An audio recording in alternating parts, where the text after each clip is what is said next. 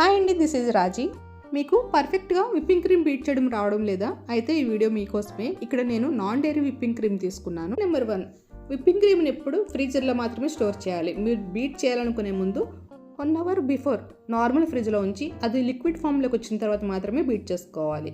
Tip number 2, beat చేసేటప్పుడు స్టార్టింగ్లో 1 స్పీడ్లో పెట్టి బీట్ చేస్తూ ఇలా బబుల్స్ ఫామ్ అయిన తర్వాత హై స్పీడ్లో పెట్టి బీట్ చేయాలి. ఈ విప్పింగ్ క్రీమ్లో మీరు ఎలాంటి స్వీట్నర్ యాడ్ చేయకూడదు, అలాగే కార్న్ఫ్లోర్ ఇట్లాంటి ఏమీ యాడ్ చేయకూడదు. మీరు బీట్ చేసే దాన్ని బట్టి పర్ఫెక్ట్ విప్పింగ్ క్రీమ్ అనేది తయారవుతుంది. టిప్ నెంబర్ 3, మీకు కేక్స్ ఎక్కువ ఆర్డర్ ఉన్నప్పుడు లార్జ్ క్వాంటిటీలో ఒకేసారి విప్పింగ్ క్రీమ్ బీట్ చేయకూడదు. అలా చేస్తే పర్ఫెక్ట్ విప్పింగ్ అనేది జరగదు, క్రీమ్ మెల్ట్ అయిపోయే ఛాన్సెస్ ఎక్కువగా ఉంటాయి. టిప్ నెంబర్ 5, ఎడ్జెస్ ఉన్న క్రీమ్ని మధ్యలో కలుపుకుంటూ బీట్ చేసుకోవాలి. ఇలా బీట్ చేయడం వల్ల కేక్ అప్లై చేసినప్పుడు క్రీమ్ మెల్ట్ అయిపోకుండా ఉంటుంది. పర్ఫెక్ట్ విప్పింగ్ క్రీమ్ అంటే క్రీమ్ స్టెబుల్గా ఉండాలి, స్టిఫ్ పిక్స్ రావాలి. హోప్ ఈ వీడియో మీకు యూజ్ అవుతుంది అనుకుంటున్నాను. మీకు ఇంకేమైనా డౌట్స్ ఉంటే కామెంట్ బాక్స్లో కామెంట్ చేయండి. Thanks for watching.